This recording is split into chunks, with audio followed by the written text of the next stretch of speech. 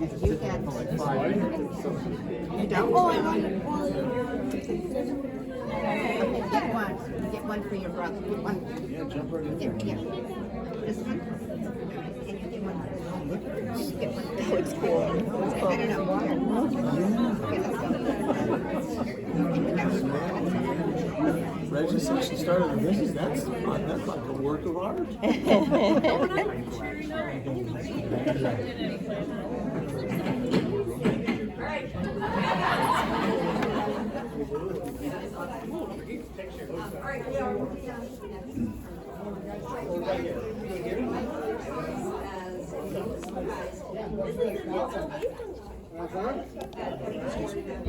Every administrator in our district thinks our PTSA is the wind beneath the wings of our beloved district. True to their mission of dedication to the education, health, and well-being of all students, in word and in deed, PTSA serves thoughtfully, creatively, and with love leading the way. So it was also no surprise that this year's recipient of the Volunteer of the Year Award is none other than PTSA President Russ Latkins.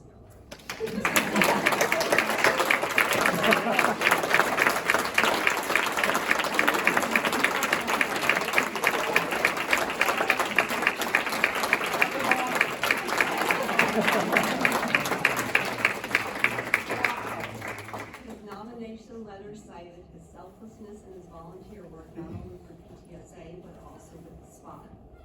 Russ is a builder of relationships and of community. He's been instrumental in organizing events like Parent Night Out so that parents would know their children were safe and cared for while they spent some time together. Movie nights, dances with a special someone, and all of the constant stream of support and financial backing. All of that happens because people care. And Russ's leadership of this exemplary, caring organization means that opportunities enrich the school experience for everyone and help to build a strong school community. Russ has shown deep devotion to the SPOT, too, dedicating several of his evenings to the cause of delivering food to families, ensuring that families in our community have this most basic of essential resources. And Russ has gone above and beyond in his support of teachers. Russ is valued for his service and his desire to make other people feel valued. Said his recommender, his kindness and genuine nature shine through in all his interactions. It is our honor to present Russ with the Volunteer of the Year Award in recognition of and appreciation for the profound impact he has on our school and community. Russ, thank you for your unwavering commitment, kindness, and dedication to making a difference.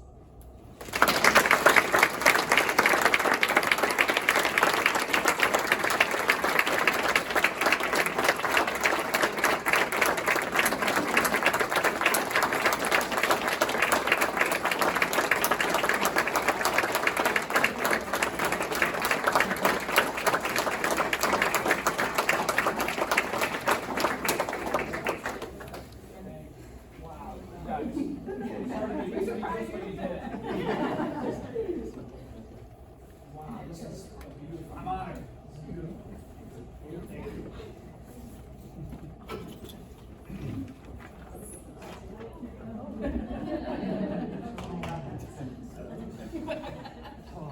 Congratulations, Russ. Thank you for everything. So we kind of bounced back and forth. That was the president's report. We wanted to do that in front of as many people as we could. So now we're coming back to the superintendent report. And I'm going to turn it over to our athletic director, Mrs. Chapman, who will recognize some of our spring athletes. Hi everyone, we had a great spring season. I think we rescheduled probably 40 or 50 softball and baseball games. At least, right? Just for JV. Just for JV. Yeah, it was a lot of moving and stuff like we had a lot of success on the diamonds and the fields and the track and the courts and the golf course.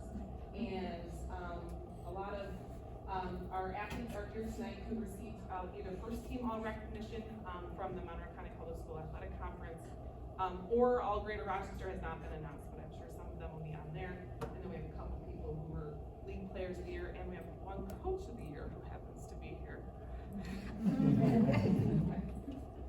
up, we have Nate Frenza. Nate is a junior baseball player, so we have him for one more year. Nate was led on the mound. He had 3 wins pitching this year, and then also led the team with batting average of .463. So we're looking for great things next year from Nate. Next up is Peyton Holby. Peyton had 5 triples this year, which is hard to get triple on this record, so that's a lot. He scored 20 runs. He is a sophomore, so we're looking for some great things from Peyton. And last up for baseball is Jack Park. Jack is our catcher. He's very good defensively. He threw out 26% of the people who tried to steal second. And also is a contributor at the plate. So that's the baseball players. Aaron Miller. Aaron is a steady tennis player. Is that accurate?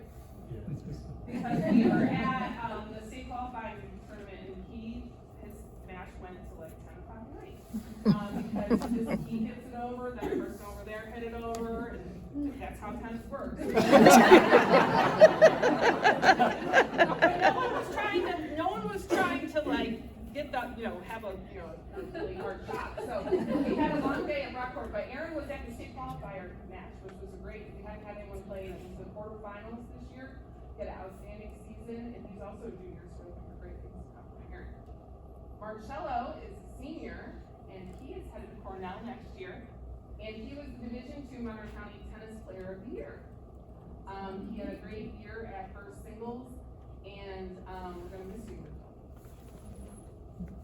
Also, the tennis team was league champions.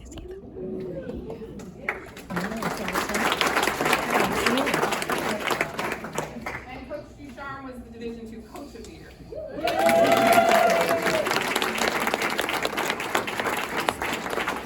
The girls and boys coach. He had Russ Lyons in class. I'd like to know. Very young. And he has been our tennis coach for over 20 years on both sides. So it's been a really, he's still our coach, by the way, but I want to make sure we recognize that he is the coach of the year. Julia Geithner, she was our last athlete this year. She just finished competing Saturday? Yeah. So we had, she did the pentathlon. So those of you not familiar with the pentathlon, she did 5 events. She did the hurdles and the shot put and the high jump on Friday at the States at Cicero Nursery East High School. So the first heat of the girls' 100 hurdles went off. It was sunny, it was great, and then Julia's race, she was at the line and they called it for lightning. So she got back up there, and she actually had a great time. I think it was faster than the week before, even though it was downpouring. And then did really well in the shot put, then had the high jump, and the next day competed in the long jump in the 800 meters. So she is a junior. She had, what was your best? 2,609 points in 50. Oh. So she won sectionals also. She had the best score in section 5 this year, and also plays volleyball and basketball. So we got some big things to come next year. Kelly is going to Houghton next year. Her batting average is almost 400. She played catcher, 4 years of varsity softball, and is we're excited for Kelly to go on to Houghton College. I'm just gonna move over here. Ari's not here. She interestingly, Ari set a section 5 tied to section 5 record. She had 3 home runs in a game last year. Wow. Yeah, impressive. And she's going to play at St. Bonaventure. Boys lacrosse banquets tonight, so they're all at the banquet. But Alex Rude was first team all-league, along with Sean Albani, and Will Rude, and Don DeLacy. Don DeLacy is also named the athlete of the year this year. Next up, Hannah Davis couldn't be here. She's at orientation at Boston College. She had 82 points this year. She led the team in points, goals, and assists. She's been playing in the Under Armour game, along with being an All-American. She was first team All-League, and she's going to join the national champions at Boston College, where her sister McKenna plays, along with Abby Garrett. Nola Weaver led the team in ground balls and draw controls. She's a junior, so we're looking for some great things to come next year from Nola. She's here. And then in Imagine Outfits, we have Carol and Rose. Leah Sheridan's a sophomore. She couldn't make it tonight. She was on the draw a lot this season, had a really productive season, and led the team in many ways. Caroline Lytle is headed to the Arizona State University out out on the West Coast, and she is going to play lacrosse there. She transitioned from being a defender to playing some more offense this year. Had a great season, was captain, and we're proud of her. Rose Hegney. It's okay. It's okay. Rose was the Monroe County League Defensive Player of the Year, and so she had a great season. She was she wasn't here the last time that we honored the winter athletes, but she was a 5-time AGR pick for skiing as well. She's going to Niagara University, where she will be majoring in nursing, and was first team all-league also, and was the athlete of the year this year for the girls. And our girls lacrosse team was league champions. They beat every school that won sectionals this year. They beat the class A, B, C, D champion. Really sad. But they were 16-3. It was a great season, and we'll miss a lot of them. But there's also a lot of those faces coming back next year. So we had a good spring season. Fall sports all start on the same day, August 26th next season already. Planning that, working on some winter schedules, but we have a lot of dynamic athletes, and just want to give them one more round of applause.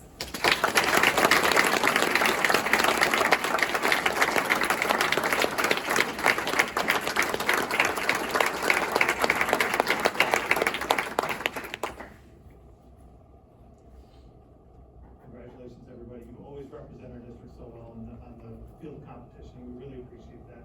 I constantly hear from fans from other teams, officials, coaches from other teams, that the Canandaigua athletes, they carry themselves a little bit differently. They play with high character and a lot of class in everything they do, and that we recognize that, and we appreciate that. Our community appreciates that, because it's a reflection of our community, it's a reflection of your families, and most importantly, it's a reflection of you. So keep up the great work. We're proud of you, and we'll be cheering you on.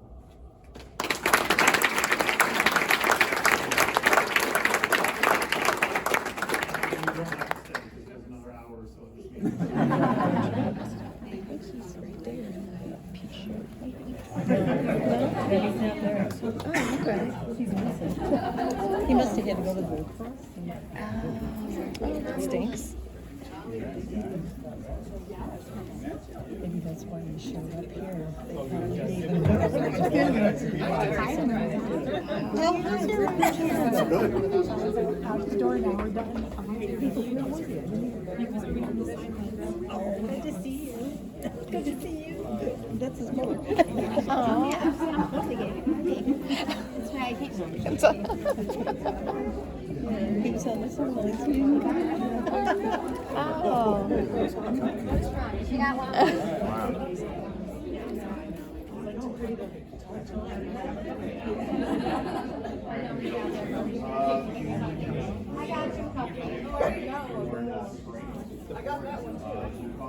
He must have been standing over out here. Stinker.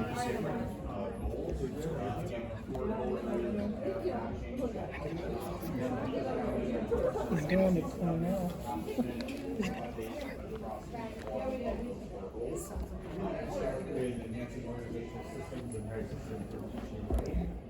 You've heard a couple of different times this year some updates relative to our plans for support sustainability with the stimulus funds sunsetting.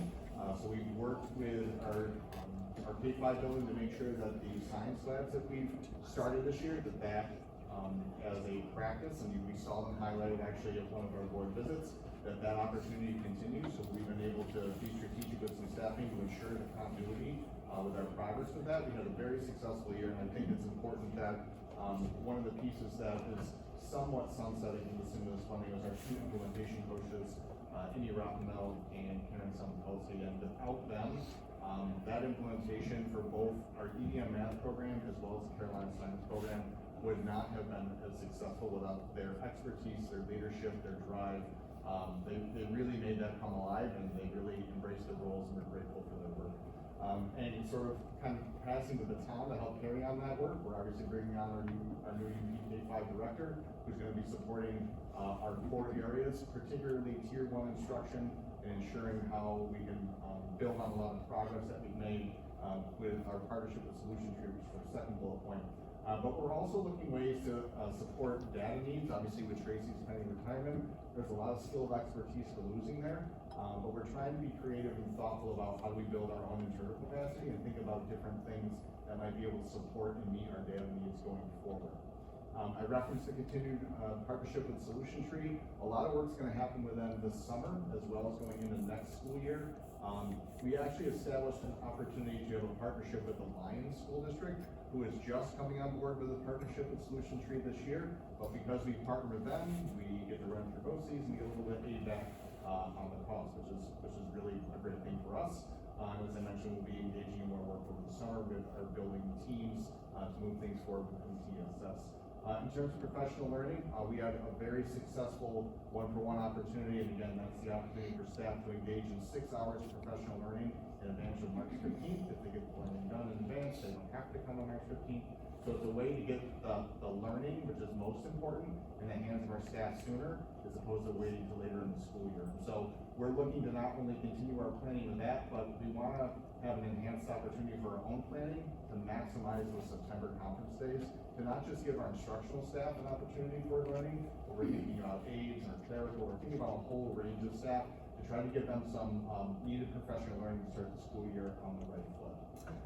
In terms of our strategic plan goal number 2, improving district operations, we can continue to see, and here's some examples of what's been completed with the final phases of our capital project since the last update. I even was somewhere recently where someone mentioned, particularly the wayfinding, the signage is really a nice enhancement across the district, and people gave me some positive feedback, just kind of anecdotally about that. We're also looking at some work at the CACC this summer, so those will be some things to try to help enhance that classroom space. I'll get into a little bit more detail on that on an upcoming slide. We also engage in sometimes these things are complex. We recently engaged in the targeted monitor review that our friends at State Ed bring to us. It's always a good opportunity it's a good opportunity for us to reflect on our practices and get some feedback. We're in very good standing, but there's always something a little bit different that we learn we're going to do differently as a result, and we're hoping to button that up actually Wednesday this week. So we're looking forward to finishing that. In terms of goal 3, cultivating an equitable inclusive school environment, we're going to continue to monitor our DEI management plan through our advisory committee structure. We'll again convene over the summer. There'll be some shared learning opportunities. We're very much involved with Monroe County with a lot of DEI components. There's a whole group called the Regional Equity Network, which is really a diverse representation across many schools in the Monroe County area, and they hold a summer conference, which will have some representation attending. We also look at the continued expansion of translation services. This is becoming an increasing need for us, and so we really are trying to pride ourselves on is having as much in-person translation. It is a different feel when you have someone in the room that is able to facilitate those conversations. We use another service in the instances where maybe we don't have somebody fluent in that language, but it does have a different feel and vibe when someone locally, whether they're an employee or perhaps somebody in the community, can help facilitate conversations with their families. And just this afternoon, our admin team met to talk about our goals and focus areas related to restorative practices. We have some good action steps going into next year. Our final goal about expanding opportunities, we had a really neat opportunity in March where 20 local businesses came to the academy. We had a team job fair. So we had a range, even summer employment for the school district, or companies like Wegmans or other local businesses for students to be able to get in front of employers and have an opportunity to apply for jobs and maybe even possibly interview with them. We partnered with FLCC to explore a micro-credentialing concept.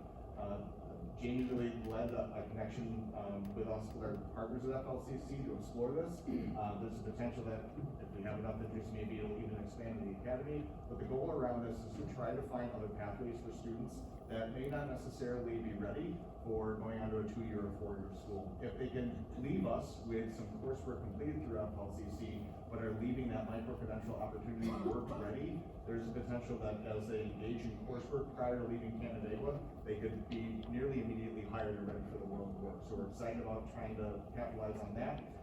I referenced some of that work at the CACC. We are looking at eventually having a greenhouse there, which will be a really neat opportunity for them on a couple of different levels.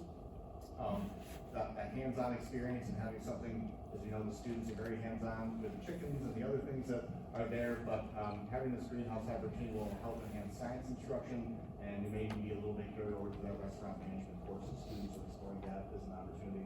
And finally, we saw one of our retirees talk about the recess sport as one of their favorite opportunities for Special Olympics each year.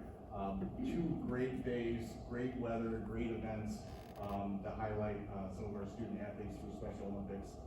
It's such a great feel to have the district really embrace both our local event, but participation at the regional event. Both were great days. I know all had a great time, and it was great to celebrate those. So those are our updates. Are there any questions? Thanks. Awesome, thank you, Matt. That's great. Let's see, we have a consensus agenda with a change and supplementals. I'll ask for motions, please. Julianne, second.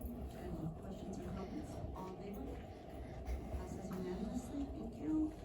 Audit, Milton, please.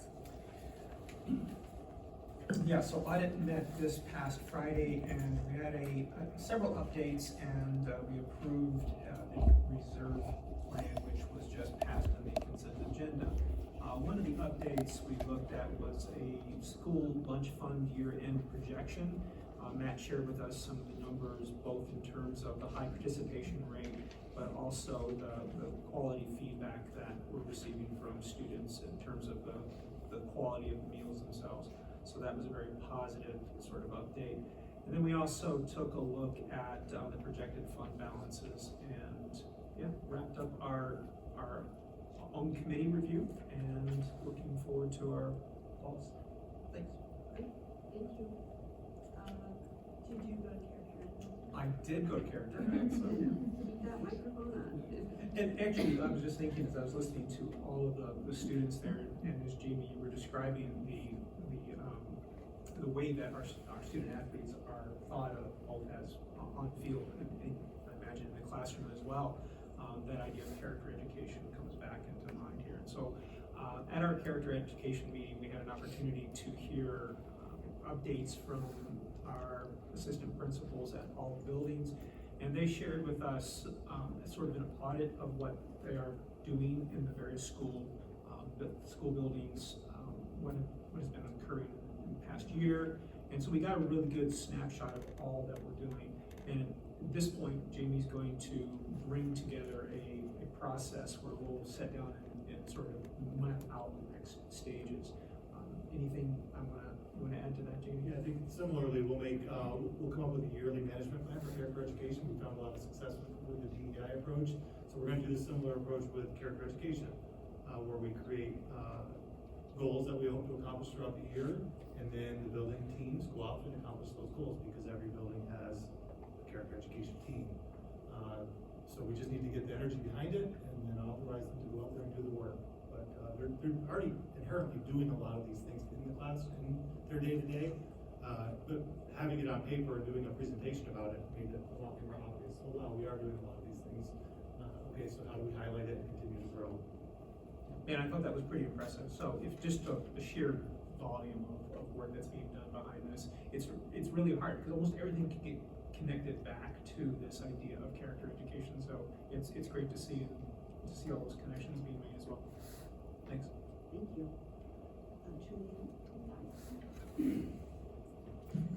So Matt already referenced some of the work that we did at the committee, but just to elaborate a little bit, we met about a week and a half ago and continued focusing on one of our goals, which was the creation of a welcoming and affirming environment in all of our school buildings.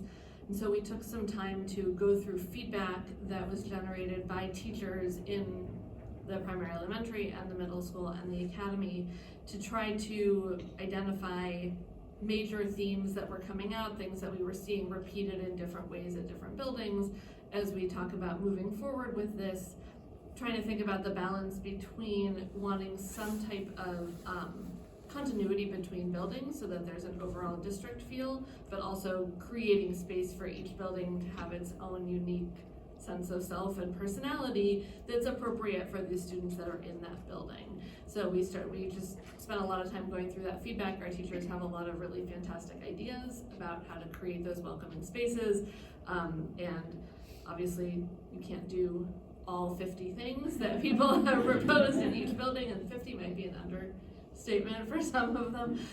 So really trying to identify both sort of low-hanging fruit and really important goals that our teachers feel will make a real difference for kids. And then we set a date for our day-long meeting over the summer where we will continue to reflect and then to look forward and identify the goals for the management plan going into the next year so that we can ensure that we're continuing to move forward. Thank you. Joe, did you get a chance to attend? I didn't attend, but I have minutes. Okay. There was an ongoing review, this is from the safety plan. Ongoing review of the district and building safety plans, some updates based on new state regulations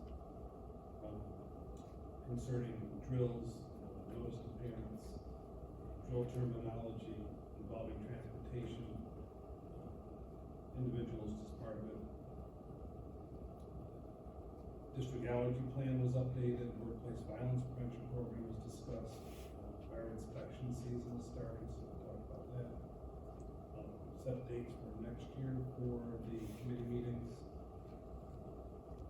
And discuss the crisis scope, which is supposed to start fall 2024. The new rollout of that program, which I suspect will have a presentation here in the future. That was really about it. Okay, thank you. Yeah, I do one more thing for us. Yes, Because our board is very visible in the buildings and very invested in the school buildings, you can see them quite a bit out there. And because we recognized, and pointing to where he was standing, he's not there anymore, but Kevin Wall, retiring middle school science teacher, I wanted to point out that his replacement, Frank Straub, is in the audience tonight, and you just appointed him as the middle school science teacher. So we are so glad you're here. Coming to us from Penn Yan, and how many years, remind me, you were in Penn Yan for? 10 years in Penn Yan. Okay, 10 years in Penn Yan. Yeah. A big interest in creating a no pressure science Olympiad. So, but just a really great person we're excited to bring on staff. So welcome and thanks for being here. You all just approved it, so you can't back out. Big flip flop, that's very good. Yeah, pretty sure he'll do it. Great. Yeah, that's all. Okay. Have a good night, everybody. Thank you for being with us. Motion to adjourn. Jenny and Jen. All of you. Good night.